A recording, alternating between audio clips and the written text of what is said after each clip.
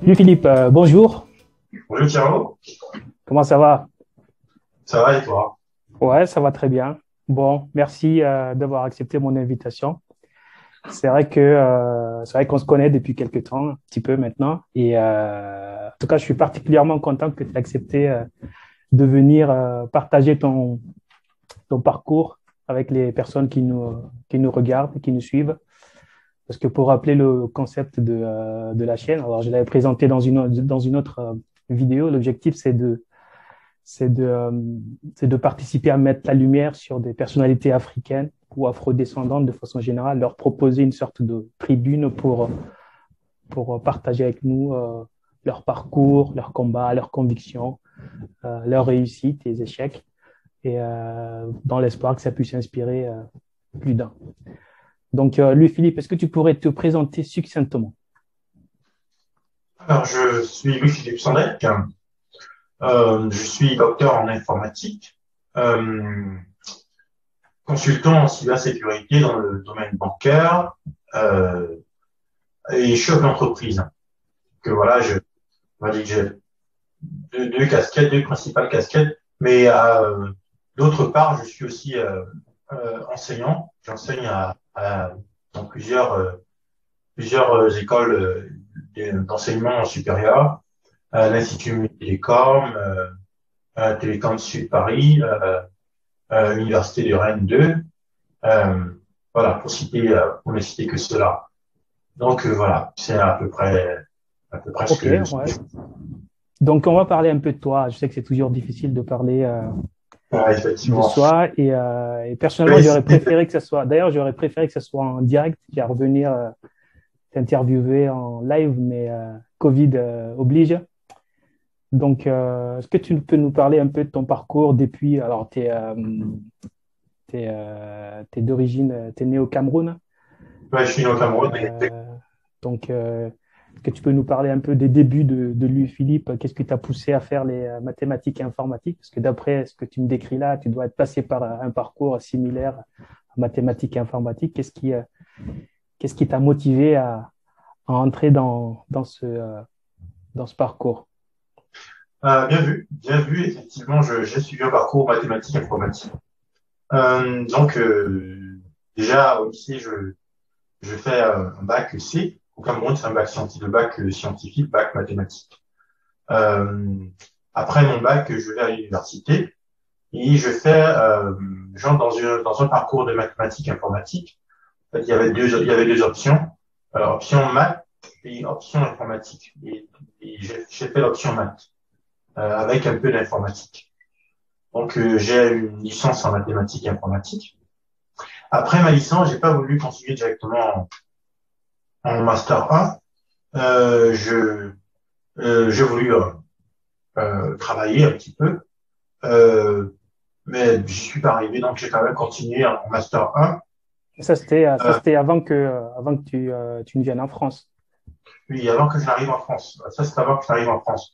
Donc, après ma licence en mathématiques informatique, je fais un master 1 en informatique. C'est un master orienté crypto. Il y avait de la crypto, il y avait un certain nombre de choses, mais ce qui m'intéressait, c'était surtout les aspects crypto, cryptographie qui est la base de la sécurité informatique. Donc, je fais mon master 1, et après mon master 1, je ne continue pas directement en master 2. Je travaille pendant 8 mois chez un fournisseur d'accès Internet, euh, d'ailleurs Cryolink, pour citer le Pour ne pas le fournisseur. citer. Ouais, exactement. Ouais. Et je travaille donc chez ce fournisseur d'accès Internet pendant 8 mois, où je suis en charge de l'installation de tout ce qui est connexion informatique. On parlait de triple play à l'époque. C'était à la fois euh, la fibre. À l'époque, on faisait de la fibre. Donc, à travers la fibre, il y avait trois services. C'était le téléphone, Internet et la télé. Donc, ce qui était assez révolutionnaire au Cameroun. Assez. Euh, après cela, je, je voyage, je vis en France. J'arrive en France et je m'inscris en master 1 encore, cette fois-ci mathématiques fondamentales à Amiens. Voilà, je fais mathématiques fondamentales à Amiens. J'ai fait l'option algèbre. Pour ceux qui s'intéressent un peu aux mathématiques, ils comprendront. Donc, j'ai fait option algèbre. Pourquoi j'ai choisi de faire l'algèbre? C'est parce que ensuite, j'espérais faire de la crypto. La cryptographie que j'avais déjà commencé au Cameroun. Voilà, c'était vraiment mon objectif, pouvoir faire de la crypto. D'ailleurs, à l'université, ils savaient tous que je voulais faire la crypto. Tous les profs, ils savaient que je voulais faire de la crypto. Et donc, ils me donnaient des conseils par rapport à cela. Donc, après mon master 1 en mathématiques à Amiens, j'ai la chance d'être retenu à Cryptis, à l'université de Limoges, où on s'est d'ailleurs rencontrés, Parfait. où je fais, où je fais le parcours mathématique, parce qu'il y avait deux parcours, aussi à Cryptis, un parcours mathématique, informatique, sécurité, et un parcours plus orienté informatique. Et donc, je fais le parcours mathématique crypto, avec une option où je travaille beaucoup plus sur tout ce qui est carte à puce, carte bancaire, voilà. Donc, je fais les 6 mois de la formation, et ensuite, j'obtiens un stage à l'université de Caen, au laboratoire grec à Caen, où je travaille sur les cartes à puce. Donc voilà, je j'arrive en France et je m'oriente vers la crypto et finalement, j'obtiens cette année mon master en crypto avec option où j'ai travaillé beaucoup plus sur les aspects carte à puce parce que c'est ce qui m'intéressait. Je voulais surtout faire de la pratique parce qu'en mathématiques, on pouvait s'orienter soit euh, vers des choses un peu plus théoriques, mais ce qui m'intéressait, c'était vraiment pratiquer, de faire des choses un peu plus pratiques. J'ai découvert des choses incroyables pendant ce stage. C'était vraiment très intéressant et j'ai beaucoup appris. Ouais. Donc Et voilà mon parcours. je te coupe, pardon, sur la partie crypto avant que tu passes à la suite. Est-ce que c'était par passion? Parce que tu disais tout à l'heure que tu voulais, à peu près, c'est comme si tu savais que tu voulais faire ça depuis le début. Est-ce qu'il y a des gens qui t'ont inspiré? Est-ce que c'est juste la beauté de la crypto qui te plaisait ou Ah, tu voulais disons être que un hacker? j'ai toujours aimé les mathématiques en fait, euh, mais pas théoriques. Je me disais, les mathématiques c'est bien, mais c'est mieux encore quand on peut l'utiliser dans la vie réelle et quand on peut l'appliquer à la vie réelle. Euh, et j'ai réfléchi j'avais cherché déjà depuis le Cameroun des domaines d'application des mathématiques. Il y avait deux grands domaines d'application des mathématiques. C'était tout ce qui est probabilité statistique et qui renvoyait vers des métiers tels que le métier d'actuaire ou le métier de compte, ou alors l'application en sécurité informatique qui amenait vers le métier d'ingénieur en cybersécurité et des métiers de test de dispositifs de sécurité. Donc, j'ai choisi plutôt la partie ingénieur en cybersécurité, étant donné que j'aime bien aussi tout ce qui est euh, attaque, cybersécurité. Ça me parlait plus en tout cas. Ouais, Donc, c'est pour ça que je me suis orienté vers la crypto. Pour information, la crypto, vraiment, c'est à la base, on va dire, c'est la pierre angulaire de la sécurité informatique. En fait, tout à fait. difficilement de la sécurité informatique sans faire de la crypto. Donc, c'est pour ça, et on va dire, pour le dire simplement, c'est la science du secret par les mathématiques.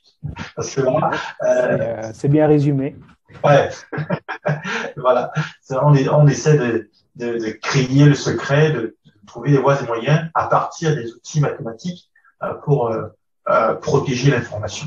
Donc, c'est ça qui m'a amené vers la crypto. Ouais, d'accord. Ouais, pour poursuivre sur l'intérêt de la crypto, effectivement, pour ceux qui ne savent pas, effectivement, tout ce qui est transactions sur Internet, paiement par carte bancaire ou connexion HTTPS, tout est toute la sécurité de toutes ces communications-là est assurée par des mécanismes cryptographiques dont tu es expert. Donc, alors, je poursuis mes questions, parce que là, tu nous as parlé de ton master, de ton stage. Et du coup, après, tu as poursuivi en thèse. Tu as fait un doctorat sur des sujets autour de l'anonymisation, quoi. Donc, c'est un sujet qui a fait beaucoup parler ces dernières années. Est-ce que tu peux nous présenter un peu en quoi ça consiste, en quoi les entreprises pourquoi ils s'intéressent à l'anonymisation, quoi. De quoi s'agit-il? Pourquoi on en parle? Ouais. Effectivement, comme tu le dis, après mon master, je suis retenu dans un doctorat, une formation doctorale où j'ai la chance de poursuivre mes études, de faire un doctorat en entreprise. Parce qu'en France, ce qu'il faut savoir, c'est qu'il y a deux types de doctorats, on va dire, on peut le faire soit en entreprise, soit dans un laboratoire académique. Donc, j'ai eu la chance d'avoir un doctorat, ce qui était encore plus intéressant puisque l'idée, c'était toujours de mettre en pratique ce que je sais et pas uniquement rester dans la théorie. Donc, je suis embauché en tant qu'ingénieur de recherche et en parallèle, je poursuis mon doctorat. Et c'était chez Orange à l'époque. Donc, je travaille pendant ma thèse sur des problématiques d'anonymisation. Et quand tu dis effectivement, ces dernières années, l'anonymisation a été vraiment mise en valeur par le nouveau règlement sur la protection des données, le RGPD, le fameux RGPD, qui encadre tout ce qui est protection des données à caractère personnel. Donc, déjà, c'est quoi le RGPD? Le RGPD, déjà, c'est un règlement qui a été mis en place depuis mai 2018 et qui concerne toutes les organisations du monde qui traitent des données à caractère personnel de résidents européens. C'est-à-dire, peu importe où se trouve l'entreprise, ça peut être une entreprise, ça peut être une association, toute forme d'organisation qui traite des données à caractère personnel de résidents européens est soumis au RGPD. Ce qu'il faut savoir aussi, c'est que le RGPD prévoit les sanctions pouvant aller jusqu'à 4% du chiffre d'affaires mondial de l'entreprise ou 20 millions d'euros, le plus élevé étant retenu. Donc, les entreprises ont vraiment comment dire, de bonnes raisons d'être conformes au RGPD. Ouais. Et donc, c'est une problématique qui est mondiale. Alors, comment se situe l'anonymisation dans le cadre du RGPD? Alors, le RGPD prévoit différentes mesures pour l'utilisation des données à caractère personnel.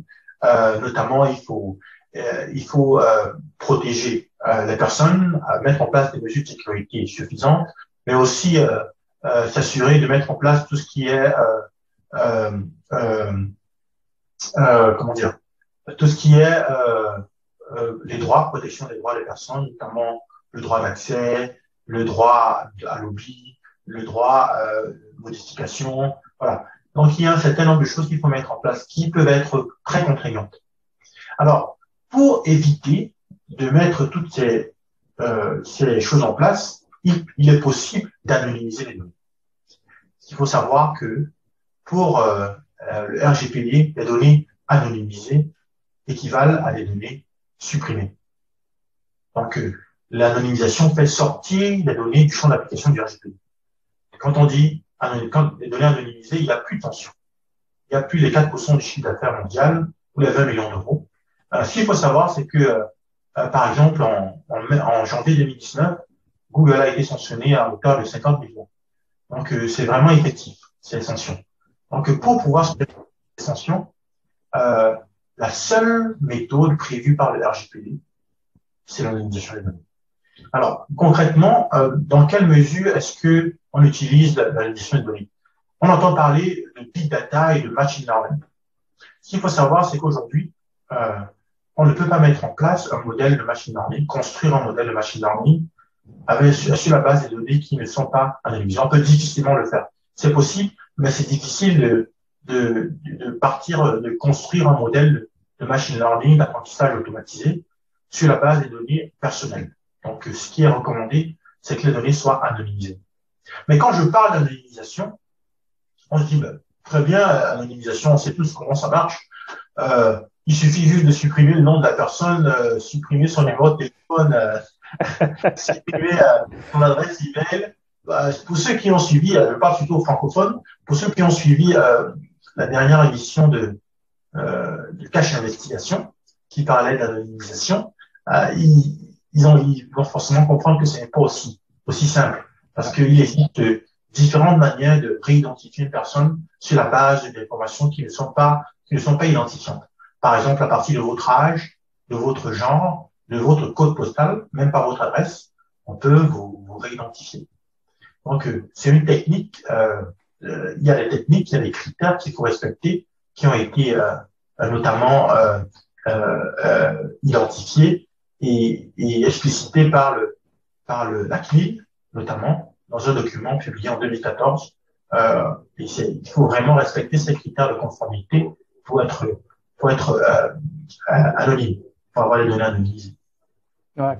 Donc, voilà l'enjeu de l'anonymisation dans le cadre de la réglementation RGPD aujourd'hui. D'accord, c'est très intéressant parce que effectivement, j'ai pas mal d'anecdotes, mais on peut les raconter, où des gens pensent avoir anonymisé, mais en fait, non. Tu peux faire une sorte de side channel autour et retrouver les informations. Ça me fait penser à un site de recrutement où il mettait sur la carte ou même le nombre de personnes qui ont postulé par zone géographique, quoi. Donc, en fait, si tu sais qu'il y a une seule personne qui a postulé et que tu regardes, en fait, donc à un moment, ils ont corrigé en essayant de dire, s'il y a une seule personne qui postule, ils disent entre 1 et 10 ont postulé. Oui. Et voilà, donc, entre 1 et 10, voilà. C'est une façon d'analyser. Entre 1 et 10 ont postulé donc ça permet de ne pas identifier la seule personne qui aurait postulé, etc. Donc, c'est très intéressant. Et du coup, est-ce que il y a beaucoup d'exemples de réidentification de cette façon. Par exemple, il y a une réidentification qui s'est produite à partir des données de taxi à New York. Les données ont été publiées, les données de taxi de New York. Normalement, c'était des données qui contenaient uniquement l'emplacement des taxis. Où est-ce que les taxis ont embarqué les personnes, où est-ce que ces taxis les ont déposés. Donc, dans le jeu de données, concrètement, vous avez que la longitude, la latitude, l'heure à laquelle la personne a été ramassée, l'heure à laquelle a été déposée, et si elle a donné un type, c'est-à-dire pour boire ou non. Voilà, c'est les seules informations qu'il y avait dans le jeu de données. Mais à partir de ce jeu de données, on a pu réidentifier Ryan Reynolds et Jessica Alba, 2 acteurs américains. On a pu découvrir qu'ils n'avaient pas donné de pouvoir. Ce qu'il faut savoir, c'est qu'aux États-Unis, c'est pas grave de ne pas donner de pouvoir. Ah, bah ouais, ceux qui sont allés là-bas, surtout si tu as la mentalité un peu francophone, tu as tendance à être un peu radin. Et il y en a, il y a des restaurants où ça passe très mal, quoi. Ils peuvent. Exactement. Mais ça, c'est pas le pire. Ça, c'est pas le pire. Le pire, c'est qu'ils ont réussi à réidentifier des clients réguliers d'un bar à striptease. Ça, c'est embêtant, ça. À partir de ce jeu de données qui ne contiennent pas de nom, ils ont pu retrouver les noms des personnes qui fréquentaient régulièrement un bar à striptease. Donc, quand on parle d'anonymisation, il faut bien comprendre que c'est bien plus complexe que juste retirer les noms, retirer le prénom, le numéro de téléphone. Parce que dans ce jeu de données, par exemple, il y avait que la longitude, la latitude, le temps l'heure de ramassage, l'heure de dépôt et le type. Il n'y avait pas de nom. Et à partir de ça, ils ont pu identifier les personnes. Tu nous as dit tout à l'heure que tu faisais de l'enseignement aussi. Est-ce que c'est un rapport avec l'anonymisation ou tu enseignes sur… parce que tu es quand même quelqu'un à plusieurs casquettes, quoi. On ne sait plus ce que tu fais. Oui, effectivement, j'enseigne essentiellement l'anonymisation de données dans différentes formations, notamment à l'Institut Mintelecom Business School, qui est une école qui forme des Data Protection Officers. Data Protection Officer, on va dire, ce sont des personnes chargées de la mise en conformité ou plutôt du respect de la conformité par les entreprises. Donc, Ça, c'est pour la formation de Institut Télécom Business School. Et dans les autres formations, Télécom Sud Paris, Télécom Atlantique, IMT Atlantique, Télécom Sud Paris, ce sont des formations d'ingénieurs où j'enseigne l'anonymisation, mais aussi la mise en conformité au RGPD. Et finalement, l'Université de Rennes 2, là, c'est un pôle doctoral où j'interviens notamment pour la mise en œuvre pratique de l'anonymisation, notamment pour anonymiser les données de santé, qui sont des données particulièrement sensibles. On va terminer sur ton autre activité qui est, tu l'as mentionné au début, tu es chef d'entreprise. Tu as une petite entreprise est-ce que tu peux nous parler, qu'est-ce que tu proposes comme service et comment ça se passe tout ça là? Parle-nous ça. Ouais. Disons que cette entreprise, elle est jeune. Je l'ai créée, en fait, on va dire que j'ai deux entreprises. Une entreprise où je suis, parce que je suis auto-entrepreneur, et j'ai aussi une autre entreprise qui fait dans le service. En tant qu'entrepreneur, je fais essentiellement du service, notamment tout ce qui est service de conseil en cybersécurité, en anonymisation de données, tout ce qui est enseignement. L'autre entreprise, elle fait aussi dans la protection des données personnelles.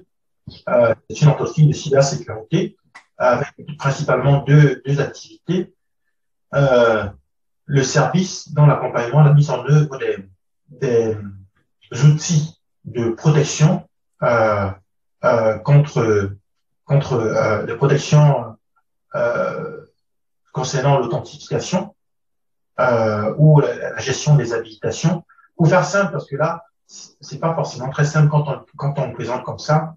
L'idée, en fait, c'est tout le monde, ou presque, enfin, je pense que beaucoup de gens quand même, ont beaucoup de mots de passe qu'ils doivent gérer.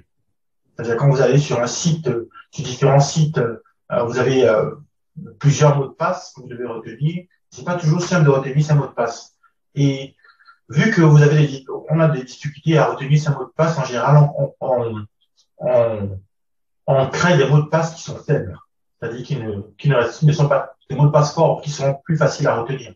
Ou alors, ce qu'on fait, on fait des mots de passe qui sont forts et on les enregistre dans un fichier, ce qui n'est pas recommandé. L'écrit sur un petit post-it à côté. Sur un post-it, voilà.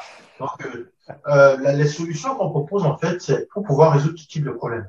Faire en sorte que vous n'ayez plus qu'un seul mot de passe à retenir pour accéder à tous vos services. Et ça se fait en entreprise. C'est-à-dire, c'est un service que nous offrons aux entreprises qui permet à tous les employés, mais pas seulement, mais aussi les éventuels clients, de se connecter une bonne fois pour toutes. On parle de single sign-on en anglais ou authentification unique. Donc, nous proposons ce service qui fait en sorte qui réduit les risques de sécurité en faisant une authentification unique. Mais pas seulement. Nous ajoutons à cela ce qu'on appelle la double authentification. La double authentification, c'est par exemple vous vous connectez avec votre login mot de passe et après vous recevez un SMS par exemple sur votre téléphone. Ou alors, pour ceux qui sont un peu plus avertis, on va utiliser ce qu'on appelle un authenticator. Les authenticators qui sont connus, il y en a Google Authenticator, je crois que c'est le plus connu, qui permet de faire cette double authentification et qui est intéressant pour lutter, par exemple, contre tout ce qui est phishing.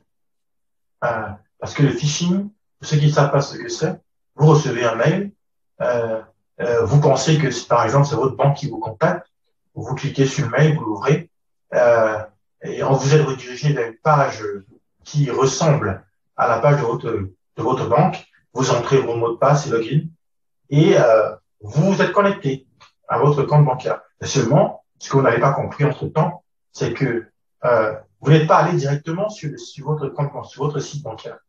Vous êtes passé par un hacker qui a fait une fausse page intermédiaire et qui a récupéré vos credentials, vos mots de passe et qui allait vous authentifier sur la véritable page de votre banque sans que vous ne vous en rendiez compte. Donc, pour lutter contre ça, ce qu'on met en place, c'est la double authentification. Ça veut dire quoi? Ça veut dire que s'il récupère votre login mot de passe, il n'aura pas votre téléphone pour vous connecter. Parce que si vous entrez login mot de passe et ensuite on demande, vous devez rentrer un SMS qui vous a un numéro envoyé par SMS, il aura peut-être votre login mot de passe, mais il ne pourra pas s'authentifier parce il lui faudra votre téléphone aussi.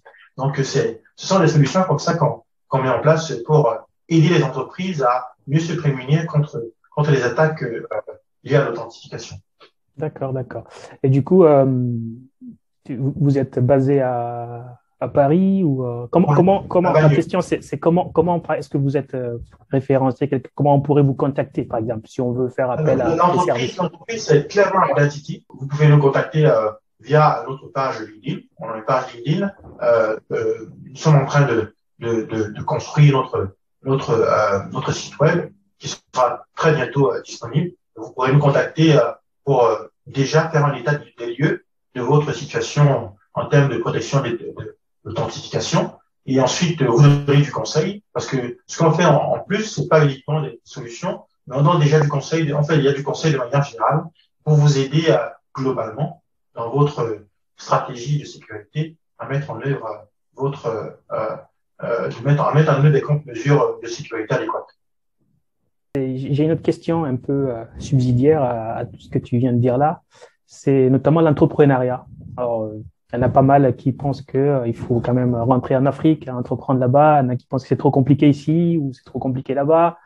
Est-ce que tu as un avis là-dessus? Est-ce que tu penses que toi qui as créé ta boîte ici, est-ce que c'est plus facile d'entreprendre ici ou là-bas? Enfin, il y en a qui disent que là-bas, c'est un chantier vide, donc il suffit juste de venir copier des modèles qui existent ici. Et que ici, donc, c'est difficile de trouver quelque chose que quelqu'un d'autre n'a pas encore pensé. Ça existe, mais c'est un peu plus compliqué. Est-ce que tu as un avis là-dessus? Ok, très bonne question très intéressante. Déjà, d'entrée de jeu, je dirais, ce n'est facile d'entreprendre nulle part.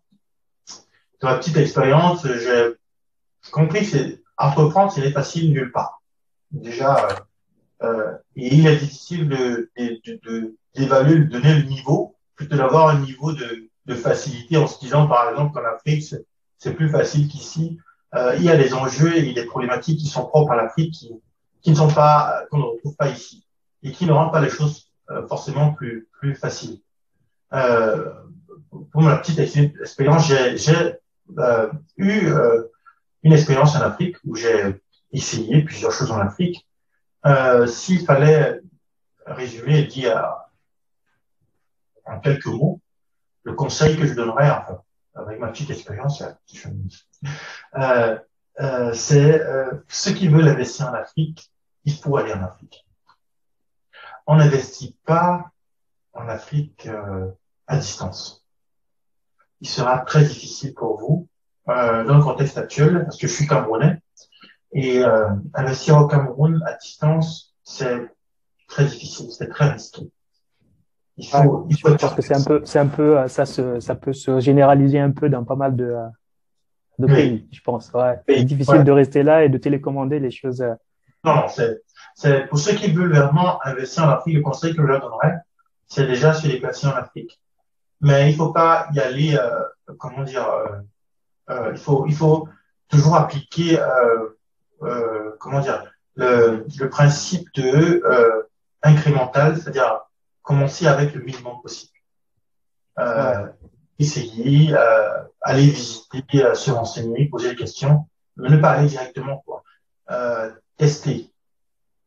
Voilà, aller quelques semaines en Afrique, réfléchir autour d'un sujet, commencer quelque chose vraiment très petit, hein, vraiment toujours commencer petit. Voilà, ça c'est le conseil que je donnerais, c'est commencer vraiment petit parce que l'erreur qu'on commet en général, c'est que quand on débute, c'est que parfois on arrive, on est très enjoué, on est très enthousiaste par rapport à une opportunité et on s'imagine tout de suite être millionnaire, très riche du jour au lendemain. Et là, on se corps et âme dans le projet sans vraiment se poser de questions. Un conseil que je donnerais de manière générale en entrepreneuriat, c'est vraiment commencer petit. Commencer petit. Et pour revenir à ta question concernant le fait euh, d'investir ici ou d'investir en Afrique. Bon, ce que j'ai constaté, peut-être que j'ai une vision biaisée, ce que j'ai constaté, c'est que les Africains en général se sous-estiment. Je vais dire ça comme ça. Euh, je ne sais pas si c'est sous-estime ou c'est juste qu'ils s'imaginent que c'est plus simple en Afrique, ou alors c'est tout simplement le besoin d'aider l'Afrique et se dire on a réussi, on a pu s'en sortir en Europe et on a besoin de rentrer en Afrique, ramener ce qu'on a pu gagner de ce côté et afin d'améliorer la vie tout simplement des personnes sur place. Ça peut être ça. Ça peut être aussi tout simplement que qu'on imagine que c'est plus simple là-bas. Euh, Comme je disais, investir, entreprendre, il faut être présent. Il faut être là où ses clients se trouvent. Ouais. Ça, c'est Donc, des questions. donc, pour l'instant, toi, c'est plutôt en France. Ce qui m'amène à une autre question. Est-ce que tu as des liens, est-ce que tu as des contacts avec on va dire, le milieu ou le milieu, comment dire, avec ce qui se passe dans le pays, au Cameroun en l'occurrence, pour toi? Est-ce que tu es en contact avec soit le milieu universitaire ou des start-upers, etc. Est-ce que tu sondes un peu la température du pays, quoi? Et pour poursuivre, ça tu répondras en même temps. Et est-ce que tu envisages un petit retour ou comment dire, un petit séjour très long, quoi, pour faire simple? Oui, disons que après plusieurs tentatives en Afrique infructueuses, parce que je souhaitais investir à distance, euh, j'ai fini par comprendre que c'est très compliqué, très difficile d'investir à distance. Donc, et j'ai décidé d'investir ici et d'entreprendre ici, sur place, parce que je pense que j'en ai les moyens. Euh, voilà, voilà, c'est ça le message que je voulais donner transmettre aux Africains, ne pas se sous-estimer par rapport à nos capacités, parce que je sais qu'il y en a qui peuvent se sous-estimer ou tout simplement estimer qu'ils n'ont pas toutes les billes parce qu'ils sont dans un pays étranger.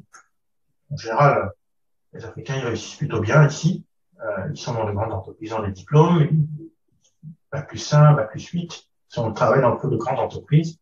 Pourquoi pas aussi créer aussi des entreprises? Pourquoi est-ce qu'ils ne seraient pas en mesure de créer aussi des entreprises comme les autres? Donc, pour revenir à ta question de savoir si je vais revenir, si je compte rentrer en Afrique, je pense que l'Afrique a beaucoup d'opportunités. Il y a vraiment beaucoup de belles choses à faire en Afrique. Euh, Déjà, globalement, euh, le niveau de vie est, est meilleur. Enfin, quand je dis niveau de vie, c'est-à-dire avec le même salaire qu'ici, on vit nettement mieux en Afrique. Et il y a vraiment beaucoup de choses à faire. Il y a des choses à faire, mais il faut être sur place. Donc, euh, actuellement, mon plan, c'est d'explorer certains pays, pas uniquement le Cameroun. Je pense au Cameroun, je pense à la Côte d'Ivoire, je pense au Sénégal, je pense au Rwanda. Aller faire un tour, un petit trip comme ça, pour voir ce qui s'y fait, échanger avec des gens. Et pourquoi pas commencer un petit truc euh, pour avancer petit à petit.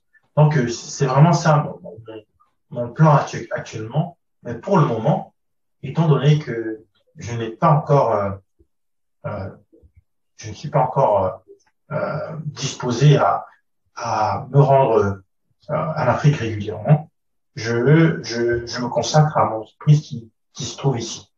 Voilà. OK. Bah, voilà, qui est très clair et très encourageant. En tout cas, je pense que ça, ça encouragerait les jeunes qui veulent s'élancer ou qui sont un peu perdus. Est-ce qu'il faut aller en Afrique? Est-ce qu'il faut rester ici? Est-ce que faut avoir peur, etc., etc. Donc, je te remercie beaucoup. En tout cas, est-ce que tu voudrais donner le mot de la fin? Le mot de la fin, ce serait en rapport avec, on va dire, l'idée globale de la chaîne, qui est vraiment de motiver les jeunes. S'il y avait un conseil que je donnerais, c'est vraiment essayer. Ne pas, ne pas se mettre des barrières euh, virtuelles dans la tête. Je vais vous donner un petit exemple. Euh, quand je suis arrivé en France, j'étais à Amiens, je disais à tout le monde que je voulais faire de la crypto. Les gens me disaient, mais qu'est-ce que tu racontes? Tu es noir et qui va te confier, qui va te confier la sécurité en France? On est en France. Qui va te confier la sécurité de son système informatique, son système informatique? Qui va te confier? Toi étant noir. Oui. Oublie, tu ne pourras jamais faire de la cybersécurité en France. Aujourd'hui, je travaille dans une banque où je suis responsable des aspects de cybersécurité, où, voilà, je suis enseignant. J'ai créé une entreprise en cybersécurité. Ce que je dis, c'est que faut vraiment pas se créer des barrières virtuelles. Il faut vraiment essayer. C'est-à-dire c'est-à-dire programmer et être très pragmatique. C'est-à-dire, j'ai envie de créer une entreprise dans tel domaine. Qu'est-ce qu'il faut concrètement pour créer une entreprise dans tel domaine? Je me renseigne et je planifie la création de cette entreprise, que ce soit sur les aspects juridiques, que ce soit sur les aspects fourniture de services ou fourniture de produits, mais que je les planifie et que je respecte ce plan pour être vraiment pragmatique et ne pas s'embrouiller avec des idées qui viendraient de telle personne ou telle autre. Vraiment être pragmatique et agir, vraiment. Toujours exécuter, comme on dit dans le domaine, dans le monde de l'entrepreneur, vraiment être exécuter, sans se polluer l'esprit avec tout ce qu'il y a comme préjugés sur les Noirs. Voilà. Eh bien, merci beaucoup, Louis-Philippe, encore une fois. Et merci d'avoir partagé ce parcours brillant. Et je pense aussi aux encouragements que tu as donnés. C'est vraiment intéressant. Pour nos téléspectateurs, j'espère que vous avez apprécié cette présentation. N'hésitez pas à liker et à partager autour de vous si vous pensez que ça pourrait intéresser d'autres personnes. Et n'hésitez pas à vous abonner pour les prochains épisodes. Bon, je vous dis à bye bye. Merci, au revoir. Allez, bye bye.